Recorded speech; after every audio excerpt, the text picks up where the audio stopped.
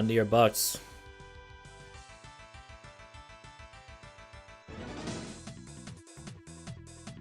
I think they're going to go off restart compared to some matches that have gone off map change. Really up to how the teams agree to do it. We getting off into round 1 of the lower bracket finals. Cypher grabbing that soul early on. Teammate helping do work. Dante being able to take on both members of Plexible and establishing some control. Cypher did not have enough health to shoulder that blast. They did a trade up top, but it looks like Plex might be... Oh man, there's a team kill. And that allowed BoMF to reestablish some measure of control. 6-1, that team kill was pivotal in the early game. You get that change in an instant, 4-2 to 5-1. And Cypher was able to refresh his health back to full, keeping them in the game. But Plex was able to sweep the top area and keep BoMF under control. Now, margin of 3 frags.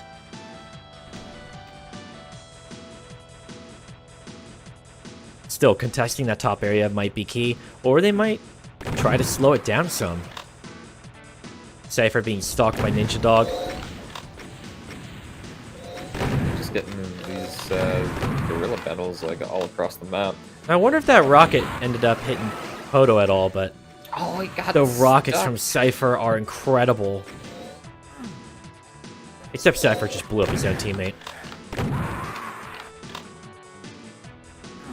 Still, Cypher and Dante, they've been maintaining a bit of a lead so far. Nothing too major as of yet, but Poto with this nice angle, like sitting on top of the lamppost, it runs against a lot of Doom players' intuition to aim way up high like that coming around the corner. So it's a good spot to sit.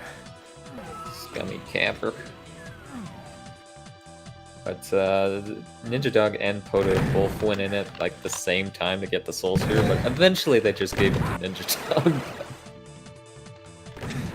They seem to be fighting over it. Well, it's, you know, at least they're not shooting each other over it as we've seen previously. Poto is splattered there by Dante's SSG. Ooh, a little bit of teleporter work. Remember that you're a bit frozen for a fraction of a second when you come through that teleporter, so being able to swing wide like that to get somebody who tried to telefrag you, very helpful. Poto opens the door for Dante in just enough time to just go in there and sneak in for the Soul Sphere. And Plexible coming back now, establishing a bit of control. Poto roaming, grabbing a bit of health on the outskirts of the map. Going to come back up top. His teammate close behind. For a firefight with Ninja Dog, but Ninja Dog retreats back into the teleporter to come back up top. Because Dante and Cypher, they aren't at the top section, but I'd put them in the advantage with higher health. Dante being able to do some chip damage up top while Cypher's laying down rocket fire, limiting a lot of Plex's options. And if they come hunting for them, Dante seems to be ready for a close range fight.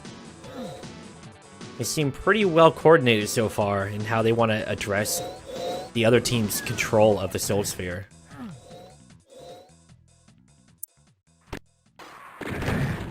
Double denial on Team Red. So Dante and Cypher, they're going to be looking for their SSGs. Yeah, and they're playing out of control right now, although Cypher does have a rocket launcher.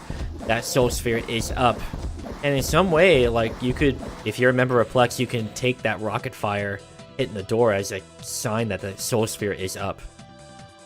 And they're able to get to it. That rocket fire is not present. Cypher having to duck away for a second, allowing Ninja Dog and Poto to stack up for the next fight. Every time you open that door, it's a little mini game of can you dodge the rockets or not. So, gotta do your practice. Do you zig or do you zag? Or do you just eat it? That's the third option. Poto doing some work clearing out Team Red, except for Ninja Dog to come up and just waste him. So, you know, a little bit of friendly fire there when teams are tied. Not the best, but friendly fire is the great equalizer. Dante gets smashed by an SSG, but just enough health to survive, grabbing all the outline health. Oh, and a rocket from Cypher catching Poto in the teeth. And Cypher mowing down Dante. So, a little bit of team fire from both teams so far. Oh no, and Dante taking out Cypher unintentionally as he wanders in front of a super shotgun blast, allowing Plex to sweep up, grab Soul, and they're up by 6 frags in the first round. Yeah, it's a hell of a momentum shift because now they just can't really play passive anymore and at least stay on equal ground.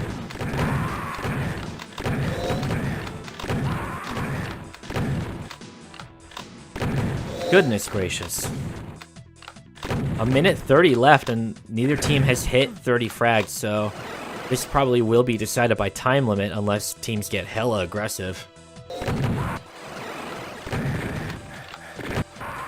Dante gets 2 kills, bringing it back. Margin of 5 frags. I mean, with a minute left, you can definitely make up that margin. Dante with very low health. I mean, taking a chance wandering over the lava, but denies it from Plex, who ended up taking the top part of the map. Now margin of 9 frags, a minute left. Just hiding behind that wall. You can't hide there forever. So I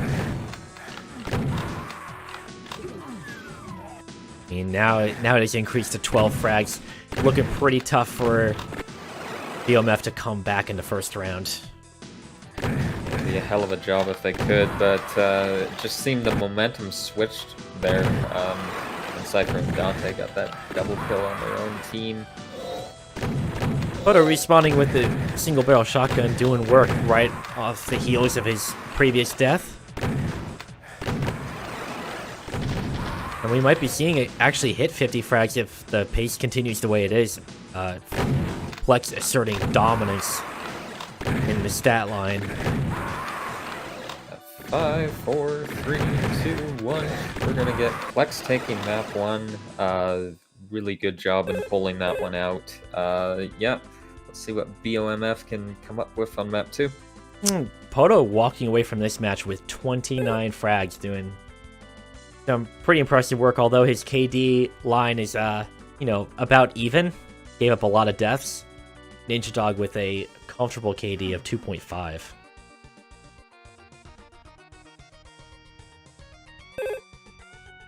Okay, we're going to map 4. Hello, Do. We've pretty much wrapped up our admin duties, so we decided to... Oh, we're being joined by the commissioners of the Multiplayer Doom Federation. Welcome on in. What'd we do wrong? I know, right? Getting kicked off.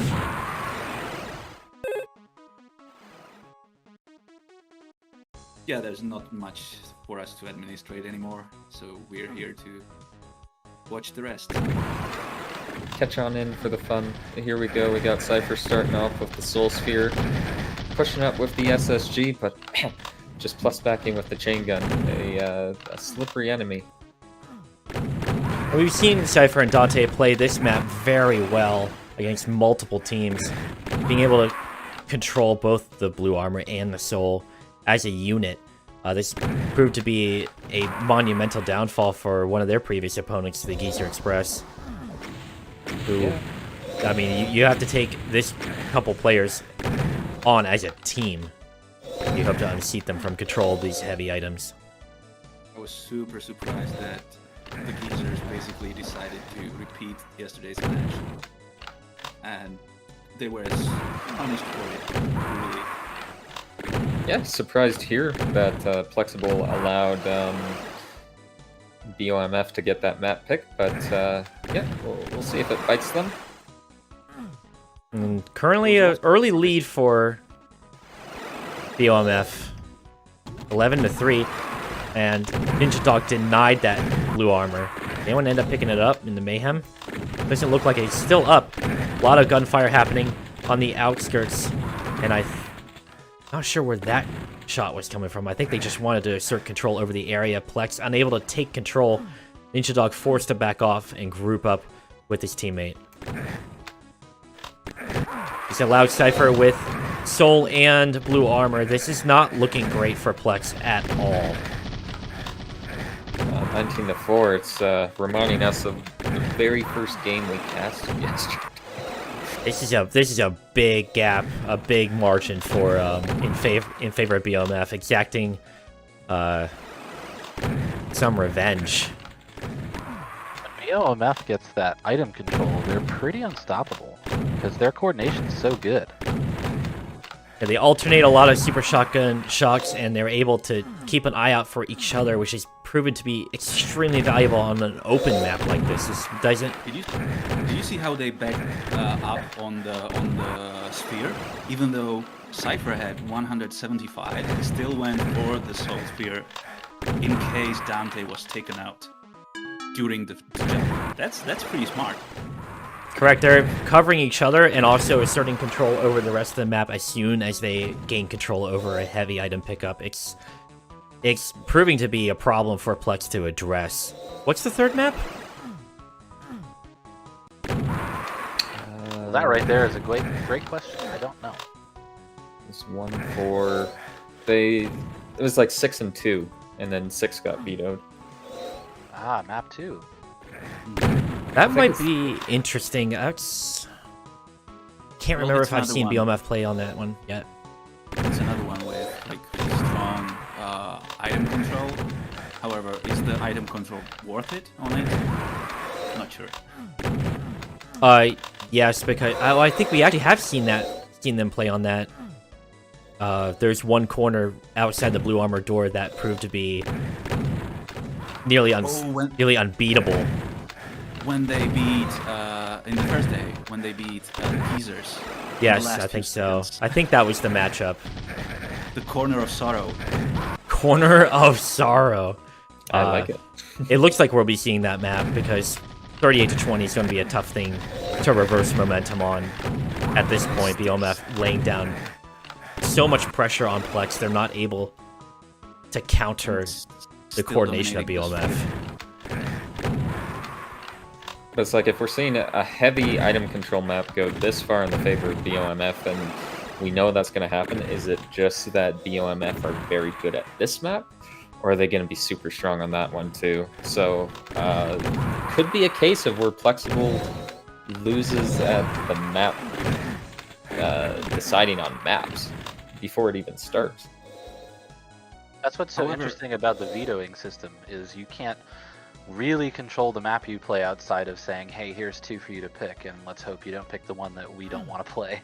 It's the pick your poison system more than anything else. It's very interesting to see how some rematches happened under the same set of maps, and then it pays to pay attention to what maps teams are really good at if you're able to keep an eye on other matches that are unfolding while you wait for your own.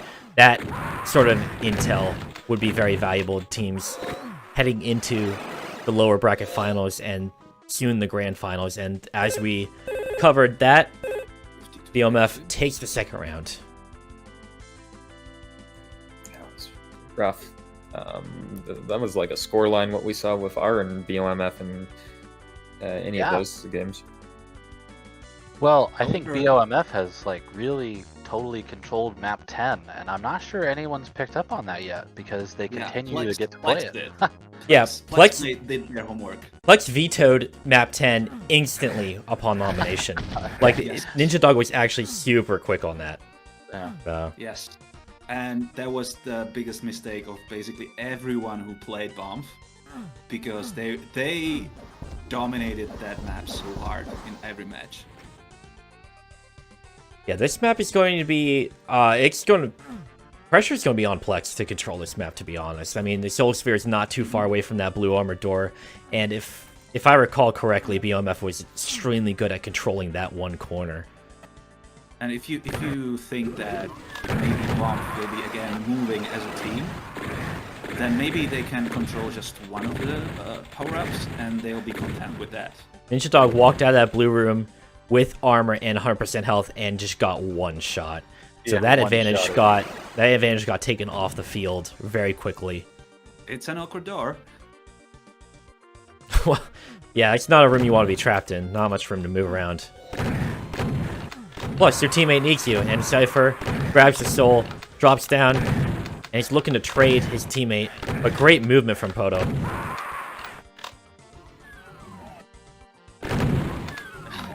Poto doing the box dance there, not letting Cypher get a good shot off on him. And Poto mutated. There's no way up from that pit, so watch your footing.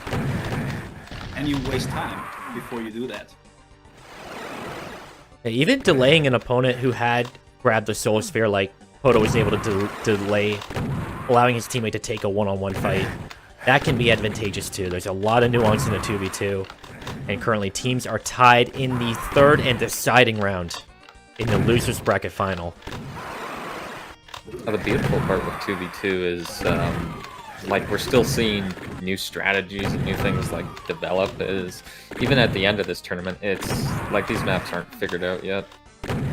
No, these maps, I mean, it's a new map set and well constructed by Rock King, but nowhere near solved as some very old maps have been. This map also really interesting for a tiebreaker because it's so big, you almost think it's gonna go. It's the full 7 minutes.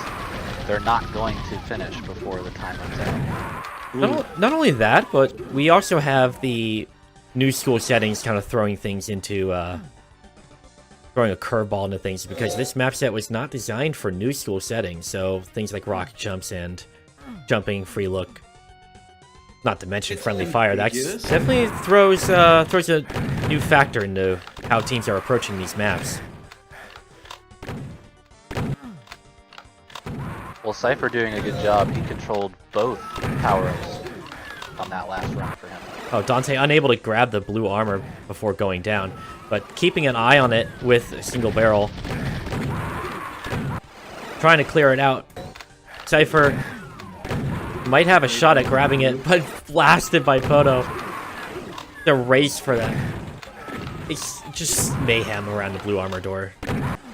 All the time, and as there was mayhem going on, Cypher just gets this excellent spawn, picks up the Soul Sphere, and the blue is still there. Yeah, the blue never got picked up. It's just endless fragging around the door, but no one committed to going in it without getting cut down. But double power up, still two players can knock you down quickly, Oh. so good job, Plex. Ninja Dog taking out Poto, although Poto is very wounded there. He's going down pretty soon regardless. Still, that's -1. Good footing from Ninja Dog, going up the stairs, turning around, and, well, taking out Poto again. No big deal. Yeah, Dante was really aggressive there and followed him in. I like that. And could not get to the health. Blue armor is out of Plex's hands for the time being. Did you see how Dante went in with the chain gun to just finish off Flex player? That was smart. They really communicate well. Also, knowing that someone picked up blue armor and is trying to get away from a fight, you know they're low on health. There's great work on capitalizing on that information. And the margin's pretty close.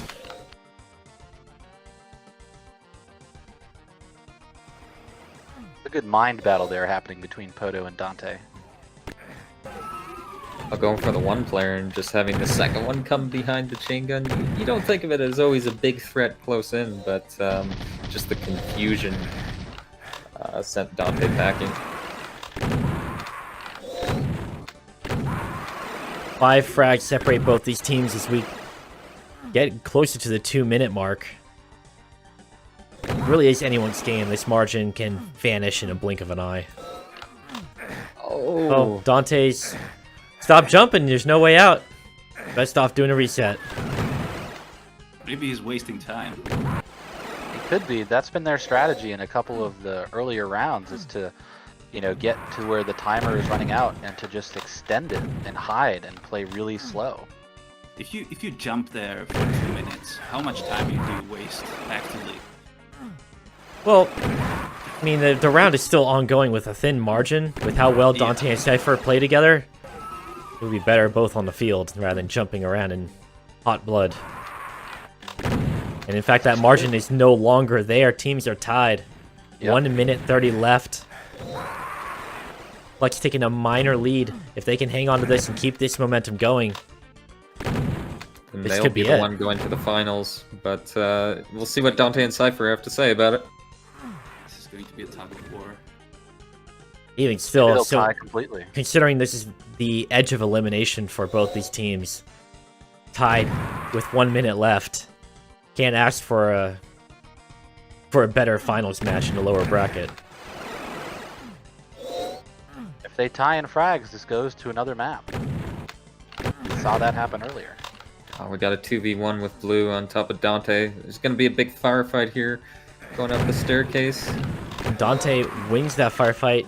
Cypher goes down to some chip damage from Ninja Dog. Dante's going to go for the blue armor, but he's so low that... I don't know. We'll see. And they have control over that area, but Dante's pretty low on health.